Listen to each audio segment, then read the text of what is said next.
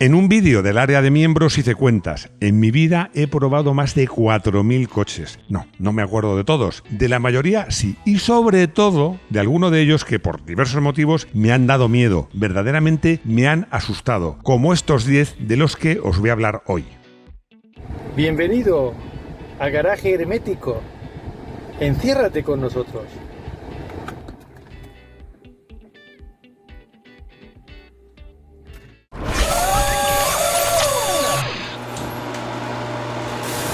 Realmente cuando comencé a pensar en esta idea para hacer este vídeo, pues pensé hacerlo para el área de miembros. Os recuerdo que tenemos un área de miembros, a mí me gusta llamarla de amigos, con vídeos específicos, directos, por 0,99 € al mes. Es lo más barato posible. Y son muy generosos los miembros, porque cuando lo comenté, muchos me dijeron, no, este vídeo creo que lo tenías que hacer en abierto. Y a mis amigos les hago caso. Antes de seguir, me he acordado hablando de amigos, que os recuerdo que al final de este vídeo tenemos el consultorio clásico con nuestro experto de cabecera para coches clásicos, que es Jaime Sánchez de SEAT en rodaje. Algunos, probablemente esta lista os sorprenda, porque estos coches que me han asustado, me han dado miedo, no son los más potentes que he probado. A ver, la media de caballos es alta, aunque hay coches no tan potentes que también me han dado miedo o me han asustado. También os sorprenderá que hay coches muy espectaculares, muy potentes en su momento, como el Honda NSX o el Ferrari F40, que no están en esta lista. Es que estos dos coches, en concreto estos dos coches, que me entusiasman y me entusiasmaron, a pesar de su elevado nivel de prestaciones y de que no tener mucha electrónica, son coches, os diría, para lo que son, hasta razonables. Son coches relativamente, no voy a decir sencillos, pero amables de conducir, insisto, para lo que son. Los coches de esta lista, algunos me han dado miedo, incluso antes de subirme por la situación. Otros no me lo esperaba y sencillamente no me daba miedo, pero me han dado un buen susto. Incluso en un caso he pasado miedo, pero en el asiento de la derecha, un asiento que no me gusta nada. Rodrigo está diciendo maldades que no voy a repetir, pero os voy a decir una cosa, me gusta el asiento derecho si es en un coche con volante a la derecha. ¡Hala! Ahí queda. Pero también os digo una cosa, en muchos de estos coches, en casi todos, se juntan bastantes cosas. Por ejemplo, la propulsión trasera. No están todos, pero en casi todos. Por ejemplo, bastantes caballos. No están todos, pero en casi todos. Algo presente en todos. La absoluta falta de ayudas electrónicas. Que es que no somos conscientes de la red de seguridad que suponen estas ayudas en los coches modernos, sobre todo los más potentes. Pero lo que os decía antes, estas tres cosas, potencia, propulsión trasera, no tener ayudas electrónicas, han colaborado a que, como os digo, estos coches me dieran miedo o me asustasen en algún momento. Como os he dicho, este es un vídeo muy personal, muy del estilo de lo que hacemos en el área de miembros. Lo que voy a hacer es decir qué coche es, contar un poco, dar un poco de contexto de cómo era el coche, qué situación y tal, y luego contaros esa experiencia o esa anécdota o su historia personal donde pues me pasé miedo o me asusté.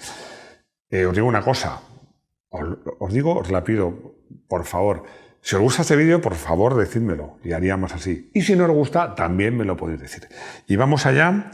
Y espero no pasar mucho miedo recordando estas 10 historias. Maserati Biturbo 1981. En 1984 probé el Maserati Biturbo en versión de 2,5 litros y 200 caballos, con un motor V6 original de 3 válvulas por cilindro y 2 turbo y con una respuesta muy típica en los turbos de la época. Eso que este tenía 2 en vez de 1. No era un buen momento para Maserati.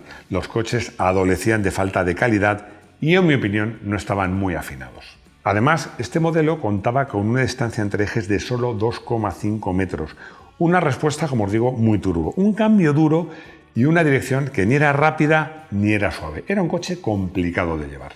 Este coche, la verdad es que era una fiera. Era un coche difícil de domar, sobre todo en carreteras estrechas, con baches, porque el coche era muy rígido, no estaba muy bien resuelto y, como os digo, el cambio era duro, el freno era duro, el embrague era duro, la dirección era dura y no era fácil de llevar. Pero el susto con este coche me lo di en el asiento de la derecha, porque fuimos a recoger el coche y, bueno, pues había llovido, el firme no estaba empapado, pero estaba un poco, no agarraba mucho.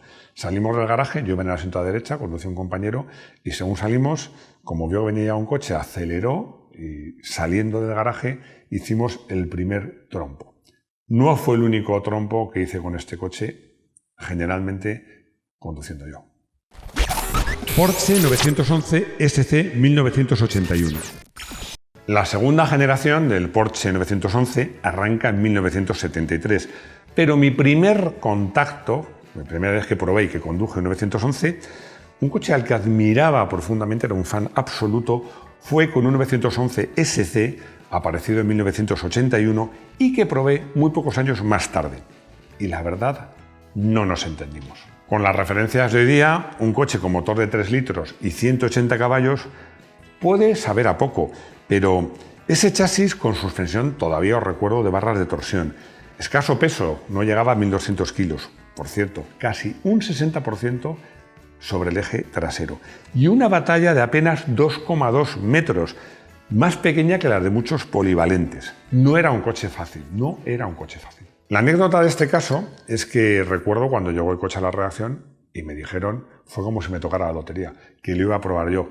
Bueno, ese mismo día, cuando salí a trabajar, llamé a mi novia y dije, vamos a probar este coche. Nos fuimos a la carretera de la Sierra, salí con una ilusión enorme y volví decepcionado. Años después me reconcilié con el coche, pero es que yo esperaba que fuera un deportivo, ya había probado coches que iban muy bien y este coche, me acuerdo que hice el que era un tramo de rallies, que entonces se podía hacer que cerca de Madrid, la silla de Felipe II en el Escorial, es que llegaba a las curvas y el coche no entraba. Giraba, subviraba muchísimo. Y luego ya cuando entraba y aceleraba el coche, sobreviraba muchísimo. Pasé miedo, lo confieso. Tratando de ir rápido con este coche, no me entendí nada. Luego, ya sabéis, luego andan otros vídeos y gracias a pilotos fantásticos como el idiota Miguel Ángel de Castro, aprendí a conducir un 911 y reconozco que es un coche que en buenas manos, no sé si en las mías, es un coche rápido y eficaz. Bentley Mulsanne Turbo 1982. Era todavía bastante novato en la profesión cuando llegó una invitación que me correspondía a mí, nada menos que para ir a las 24 horas de Le Mans y nada menos que para probar este coche. Un coche de súper lujo con motor V8 de casi 7 litros, con turbo, 350 caballos y un par brutal y un peso también elevado de 2,3 toneladas. Y de precio ni hablamos. En euros, imaginaros que es como si fuese un coche de 300.000 euros. Más que la potencia, me asustaba el peso y más que el peso, el precio. Por carretera, todo bien más o menos, pero llegamos al circuito y me dijeron, ¿queréis dar una vuelta? Imagínate, dar una vuelta al circuito de Le Mans. ¿Qué creéis que dije? Por supuesto que sí. Y bueno, me dijeron que siguiese un conductor de la marca, que además de ser bueno, además de conocer el coche, se conocía el circuito a la perfección. Y aquí es cuando llega la anécdota. Por supuesto, no iba a dejar que este señor me dejase atrás. No estaba dispuesto. Íbamos 5 coches, los demás se quedaron atrás, pero yo me pegué a él y dije, si él es capaz de hacerlo, yo también. Pero confieso que este coche tan pesado, sobre todo en curvas lentas, se cruzaba, había que hacer muchas manos, pero en curvas rápidas, como no dejaba de ser un coche pues muy confortable, con unas suspensiones relativamente blandas y tanto peso, yo notaba que el coche flotaba. Pero como yo veía adelante y decía, si él pasa, yo también. Probablemente ahora, no sé si lo hubiera seguido, porque ahora tengo mejores manos, pero sobre todo más cabeza. Pero en ese momento yo os dije, yo pensé, este tío no me deja atrás. Y no me dejó atrás. BMW M5, 1984. Ya había probado el BMW M535i, que ya tenía 218 caballos, pero más o menos en 1985 llegó a la redacción el M5, más o menos con el mismo bastidor, pero nada menos que con el motor del BMW M1 de 3,5 litros y 286 caballos para un peso que no llegaba a los 1.500 kilos. El coche, os lo aseguro, me pareció delicioso. Un puesto de conducción perfecto, todo en su justa medida. Un cambio también delicioso, una suspensión magnífica, una respuesta del motor contundente, inmediata, pero suave. Y, por supuesto, propulsión posterior. Pero, ¿cuál es el pero? Ya hablaremos del Alpine más adelante. En este caso, pues el ligero no era el tren delantero, sino el eje trasero. Fuimos a hacer una sesión de fotos a una carretera muy virada, muy bonita, pero con un asfalto de mala calidad, muy arruado. Y como os he contado, pues en esta época, las revistas y la que yo trabajaba, la que más nos gustaba hacer, fotos muy espectaculares. La anécdota ya os la podéis imaginar. El fotógrafo quería fotos derrapando con el coche cruzado, pero claro, una carretera muy estrecha, llena de baches. El eje trasero saltaba, botaba y además yo cuando llegaba a las curvas veía por un lado barranco, por otro guardarraíl. Y yo pensaba, ¿qué va a ser, guardarraíl o barranco? Bueno, al final, como os digo siempre, los periodistas de motor, los probadores de coches, tenemos unos ángeles de la guarda que son increíblemente competentes, no pasó nada y sacamos unas fotos muy, muy espectaculares. Cadillac Alante, 1987. Este coche tiene la curiosidad, ya hemos hablado de él más veces, que se decía que era la línea de producción más larga del mundo. ¿Por qué? Porque se comenzaba a fabricar en los Estados Unidos de Norteamérica y se terminaba, los coches venían por avión, un avión especial, se llevaban a Italia donde se terminaban de montar en la fábrica de Pininfarina. Era un coche siempre descapotable, un chasis no muy rígido, siempre de tracción delantera, y su motor, el tope de gama, era un pedazo de V8 de casi 5 litros y casi 300 caballos. Supuestamente era un coche pues cómodo, progresivo, no pretendía ser un deportivo muy radical, pero Cadillac no era un especialista en hacer coches con tracción delantera, o por lo menos no deportivos, y cuando atacabas con este coche en las curvas, pues notabas como si el tren delantero y el trasero andase de puntillas. Era un coche que cuando iba rápido no inspiraba ninguna confianza. La verdad es que de esta anécdota no puedo culpar al coche, a pesar de que tenía estas pegas. Es que el tapón de gasolina iba justo delante de la rueda trasera y derecha. Y bueno, pues alguien repuesto el coche, lo llenó y no cerró bien el tapón. Yo recuerdo que en una de esas, haciendo el recorrido de pruebas, por cierto, que iba con mi novia, que luego fue mi primera mujer, pues llegué a una curva de derechas y de repente yo notaba el coche flotando, pero es que de repente fue como un latigazo que hizo un trompo que me quedé del revés. Bueno, me llevé un susto. No me toqué con nada ni con nadie. Bajaba en coches, pero todo salió bien. No lo entendía. Volví a probar en otras curvas y no volvió a pasar, porque esa curva, aparte de cerrada, era muy larga. Cuando vi las fotos me di cuenta que el tapón estaba mal cerrado y la gasolina se salía e iba a parar a la rueda derecha. Como os digo, este susto, que pasé miedo, no puedo culpar al coche. Opel Kadett GSI 16 válvulas, 1987. Esta historia ya la he contado más de una vez porque estaba a punto de salir, era viernes, para ir a cubrir una prueba en el circuito español de Calafat, que para los que no lo sepáis está en Tarragona, en la costa este de España, y cuando estaba en la redacción, pero ya con la maleta hecha, me llamaron, oye, que tenemos aquí el Kadett GSI 16 válvulas para que lo pruebes, la primera unidad que había llegado a España. Rápidamente llamé un taxi y me fui a por él. Era la versión todavía sin catalizador que rondaba los 160 caballos de verdad, comprobados en banco, para un peso de apenas 1000 kilos. Según el equipamiento, un poquito por debajo o un poquito por encima. Y una suspensión más rígida, en este caso en el 16 válvulas, sobre todo la trasera. La anécdota de este coche no fue cuando lo probé por carreteras viradas de esa zona, que hay carreteras absolutamente preciosas, donde ya comprobé que el eje trasero tenía vida propia. Salir a una curva de lado, pero como ya estaba preparado, porque ya había leído pruebas que el coche ya habían probado en Alemania, pues no me llegó a asustar. Sí que iba con un poco de miedo, pero no me llegó a asustar. Pero cuando volvía, eran otros tiempos, estas cosas no se pueden hacer ahora. Por una autopista de peaje, pues quise hacer la velocidad máxima y para eso pues necesitaba al menos ir 3 o 4 kilómetros completamente a fondo. Este coche, que era muy potente y con muy buena aerodinámica, raspaba, incluso superaba los 220 km/h reales. Yo recuerdo que a esa velocidad llegué a un puente que era una ligerísima curva y en las juntas de hidratación, cuando el coche saltaba, no voy a decir lo que pasé, porque digo, como el coche se ponga a esta velocidad, sí que no me hago con él. Confieso que esa es una de las veces que pasé realmente miedo. Ford Escort RS Turbo, 1989. Hicimos un vídeo de coches turbo de los 80 y los 90 y no hablé muy bien de este coche. Y un seguidor, propietario de uno de estos coches, se enfadó muchísimo conmigo porque me decía que la estabilidad de este coche era fantástica. Bueno, pues de eso nada. La estabilidad de este coche dejaba bastante que desear. No es que lo dijera yo, que lo probé, es que lo dijo de forma unánime toda la prensa de motor española y extranjera, del primero al último. De hecho, os voy a extraer un párrafo de una revista de mucho prestigio de la época, de una prueba que no escribí yo. Os lo voy a leer literal. El Escort nunca ha sido un modelo unánimemente alabado por su comportamiento en carretera, y cuando se le quiere sacar todo su partido, todo su juego, las cosas cambian. A nuestro juicio, para llevar medianamente rápido un RS es preciso tener mucha experiencia al volante. Antes de llegar a la anécdota en sí, os quiero poner un poco en antecedentes. El motor de este coche era muy turbo, muy turbo. Era un motor de 130 caballos oficiales, que solían ser más, pero de una respuesta bastante turbo.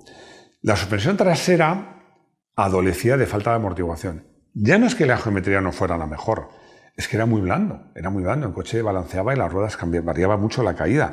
Yo esto lo pude comprobar en un recorrido, estábamos haciendo un recorrido no especialmente rápido, a velocidades legales, que hacíamos desde Madrid a Zaragoza, luego bajamos a Valencia, luego volvíamos a Madrid, y en el tramo de Madrid a Zaragoza es que me acuerdo de la curva perfectamente. A unos 30 kilómetros de Zaragoza, para los que conocen la carretera, pasas un túnel y hay una curva muy rápida, a izquierdas, pero que se cierra un poquito al final. Y además ahí, en ese momento, tenía como un pequeño lomo. Yo me acuerdo que no tenía sensación de rápido, pero giré el volante, el coche empezó a apoyar, yo iba cerrando la dirección porque la curva se cerraba, y en el momento de pillar ese lomo, bueno, la trasera se fue y me hice el resto de la curva completamente de lado. Como os digo, una velocidad real de 120 km por hora, que no es mucho, pero en carretera abierta, y sobre todo es que lo que pasa es que me sorprendió, no me esperaba esa reacción. Luego ya me di cuenta de cómo era este coche.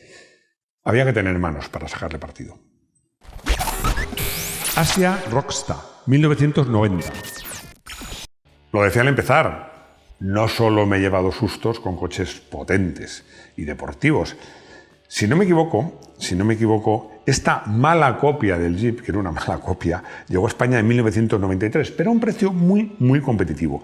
Probé la versión diésel de 2,2 litros, realmente económica de precio, y que supuestamente daba 61 caballos, que no los daba, para un peso de 1.300 caballos, con un cambio lentísimo, una dirección dura y una aerodinámica como mínimo dudosa.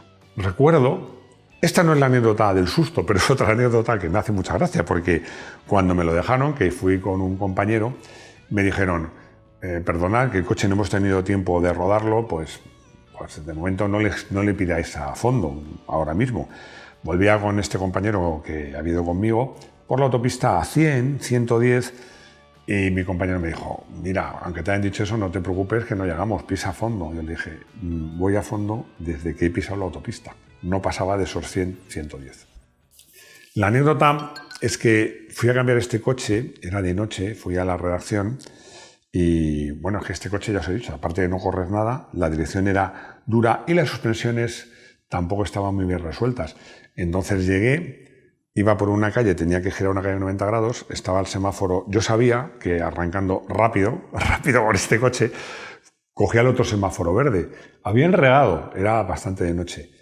Y cuando llegué, pasé el semáforo y giré, bueno, el coche se me puso de lado, conseguí corregirme, pero se me fue para otro lado, conseguí corregirlo y al final me hice con él. Pero es que tenía de espectadores a la policía municipal de Madrid, que salió detrás de mí, me pararon y me dijo, ¿está usted haciendo conducción deportiva? Y dije, mire, algo otras veces sí, pero hoy es que me ha sorprendido el coche. Si quieren, pruébelo usted, pero de verdad que nos hemos asustado. Iba acompañado también de mi novia, y yo creo que vio la cara de mi novia y dijo, no nos está engañando, se han asustado ellos también. Alpine A610 Turbo, 1991. Sorprende que un coche que se ha fabricado en tan pocas unidades, según mis fuentes alrededor de 26.000, haya dado tanto que hablar. Hablamos de un modelo que veía reforzado su bastidor respecto a la versión anterior, con un motor trasero V6 turbo, bastante turbo, de 3 litros y 250 caballos para un peso de 1.500 kilos. La gracia de estos 1.500 kilos no eran tanto el peso total, sino el reparto, pues casi el 60% iba detrás y solo en torno al 40% iba delante, es decir, unos 600 kilos nada más gravitaban sobre el eje delantero. Esta anécdota que os cuento sucedió no cuando traté de ir rápido por carreteras viradas o nada de eso, no, sino que estábamos en Alemania, es decir, se podía correr. No íbamos demasiado rápidos, íbamos a 150, pero lloviendo a mares. Y yo sentía cómo el tren delantero flotaba completamente.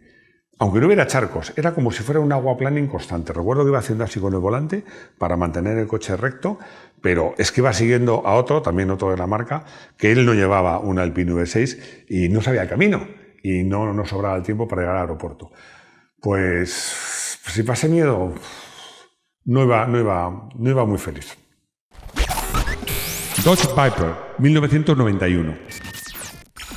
Grande, muy potente, bastante pesado.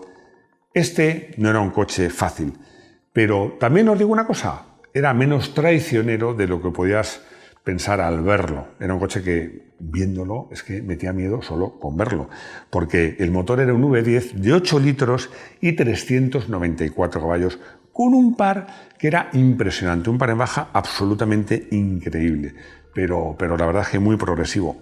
Yo creo que lo peor era el tamaño, que era enorme, la visibilidad, que era bastante mala, por delante, a los lados, por detrás, bastante mala en general.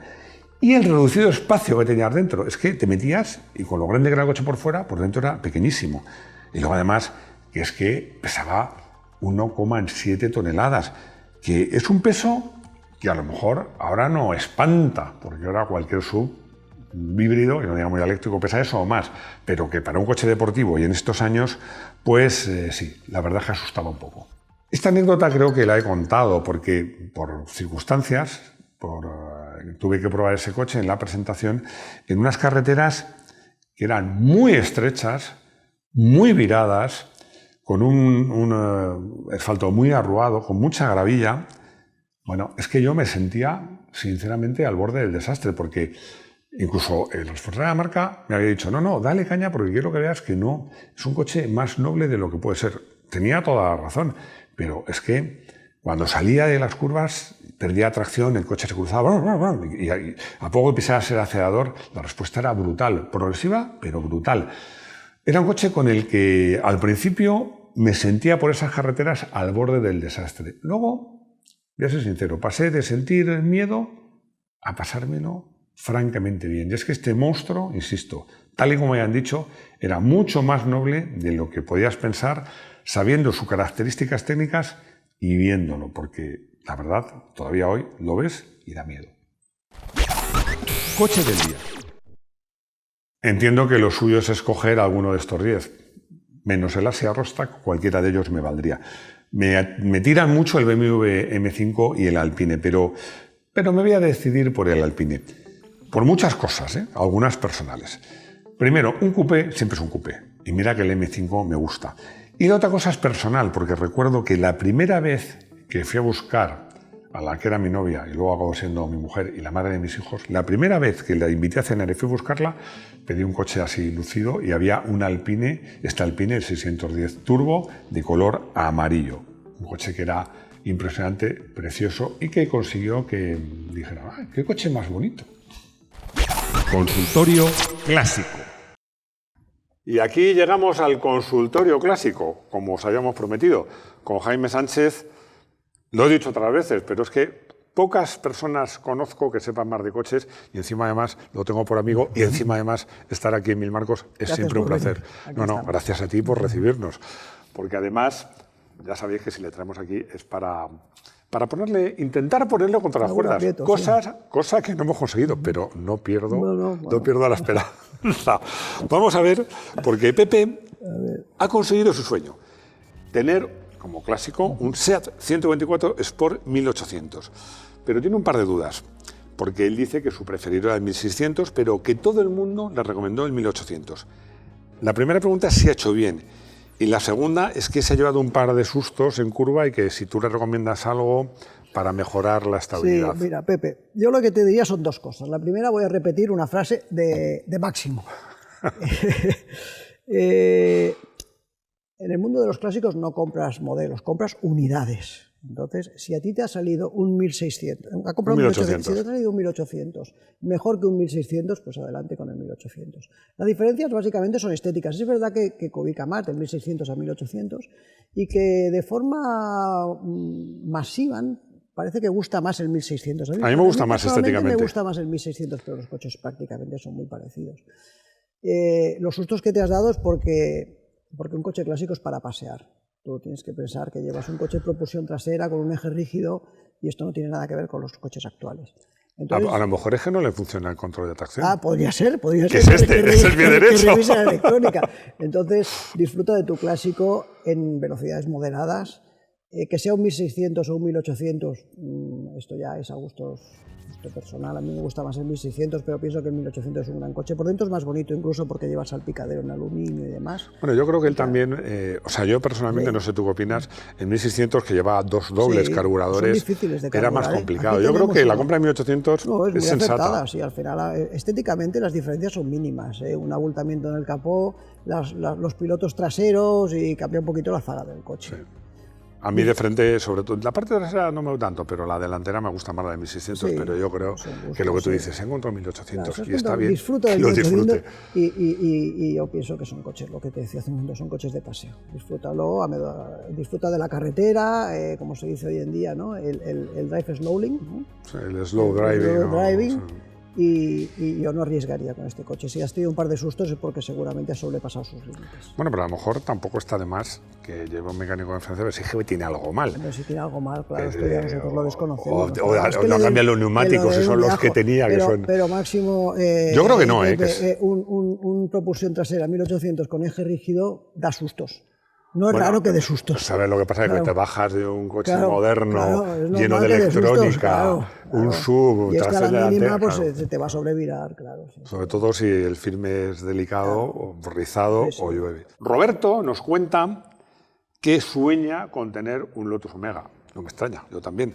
Dice que está enamorado de este coche y no entiende por qué han desaparecido las berlinas deportivas, coches que aunaban practicidad de un coche familiar con diversión y prestación de coches deportivos. Hemos hecho un vídeo recientemente que yo lo llamo especies en vía de extinción. Sí.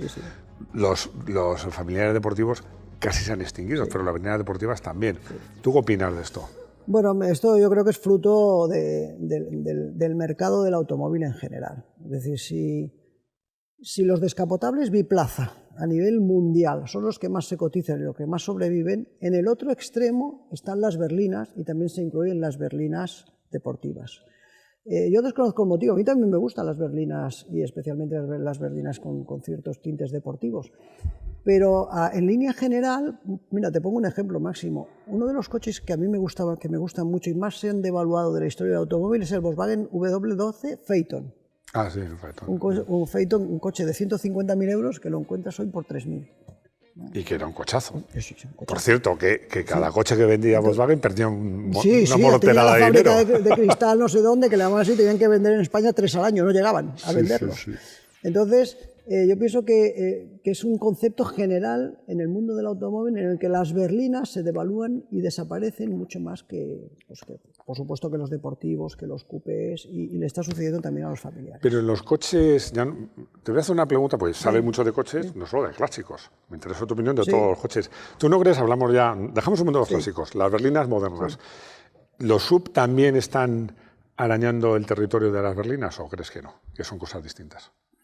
Sí, yo pienso que sí, que están arañando efectivamente Vamos, que se compraba antes una berlina grande, ahora se compra un sub. Se compra un pedazo de coche, un Q7. Ahora se compra un sub, sí. Los subs, yo sé que a ti no te gustan. A nosotros en casa nos gusta, nosotros tenemos 2 en casa. Tenemos dos subs y mi esposa Ana, uno de sus coches tiene un Q5 y es su coche preferido y el día que haya que cambiárselo le cambiaremos otro. Los subs están canibalizando las berlinas. Bueno, están canibalizándolo todo. Lo están canibalizando, pero especialmente a las berlinas. No sé si te sirve esta expresión. Bueno, me sirve. Y me sirve, fíjate, me ha hecho ilusión que alguna vez discrepemos. Sí, porque yo ya sabéis que lo sabemos. Aunque siempre digo que un periodista tiene la opinión como periodista y es distinta, y como aficionado no me gustan. Sí. Pero ya sabéis que con Jaime siempre es interesante las conversaciones, siempre se aprende algo. Y bueno, ya sabéis que tenemos consultorio clásico por lo menos una vez al mes. Aprovecho para recordaros que no os mandéis intros, entradillas, ya sabéis, a ser posible horizontal, originales, con buen audio. Decidnos de dónde las mandáis, que nos hace ilusión. Y nada más, en esta despedida sí que os insisto que en un vídeo como este, tan personal, que es un vídeo básicamente de anécdotas, coches elegidos por mi criterio y por mi experiencia, tengo mucho interés en saber si os gustan o no. para hacer más o no hacerlos y hacerlo en el área de amigos y de miembros. Nada más, gracias por estar ahí, por seguirnos, por apoyarnos, por haceros miembros, por compartir el vídeo, por vuestros likes, por vuestros dislikes, pero lo más importante es que espero veros de nuevo aquí, en nuestro garaje hermético. Hasta pronto.